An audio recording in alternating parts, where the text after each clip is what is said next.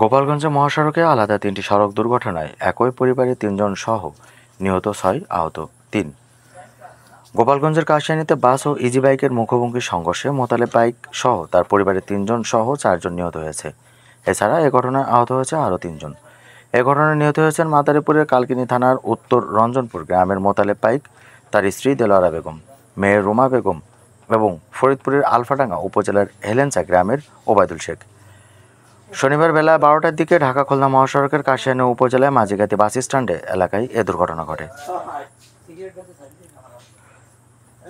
ভাঙ্গা হাইওয়ে পুলিশের সার্জেন্ট মোহাম্মদ রাসেল মিয়া ঘটনার সত্যতা নিশ্চিত করে বলেন, খুলনা থেকে ঢাকাগামী ইমাদ পরিবহনে একটি যাত্রীবাহী বাস ঘটনাস্থলে বিপরীত দিক থেকে আসা একটি যাত্রী বোঝাই ইজি বাইকের সাথে মুখোমুখি সংঘর্ষ হয়। এতে ঘটনাস্থলে ২ জন নিহত হয়। মারাত্মক আহত ৩ জনকে গোপালগঞ্জ ২৫০ শয্যা বিশিষ্ট জেনারেল হাসপাতালে চিকিৎসার জন্য পাঠানো হলে সেখানে চিকিৎসাধীন আরও ২ জন মারা যান।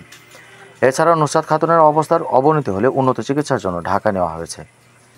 এদিকে একই মহাসড়কের মুকসুদপুর উপজেলার গেড়াখোলা ব্রিজের কাছে প্রাইভেট কার ও অটো ভ্যানের মুখোমুখি সংঘর্ষ হলে ভ্যান চালক খোকন শেখ মারাত্মক আহত হন।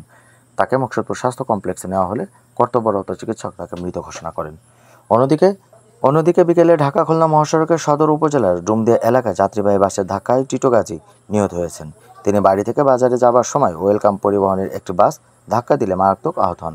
পরে তাকে গোপালগঞ্জ ২৫০ শয্যা বিশিষ্ট জেনারেল হাসপাতালে নেওয়া হলে কর্তব্যরত চিকিৎসক তাকে মৃত ঘোষণা করেন। আমার বড় মেয়ের জামাই সকালে ৮টা-৯টার দিকে আমাকে বাড়ির থেকে তার নিজ বাড়িতে রওনা দিছিল। ওই আমাকে ওর মোবাইলকে মাঝের কাতিতে ওর মোবাইল আবার ওই মানে অ্যাক্সিডেন্টের সময় পড়ে গেছে।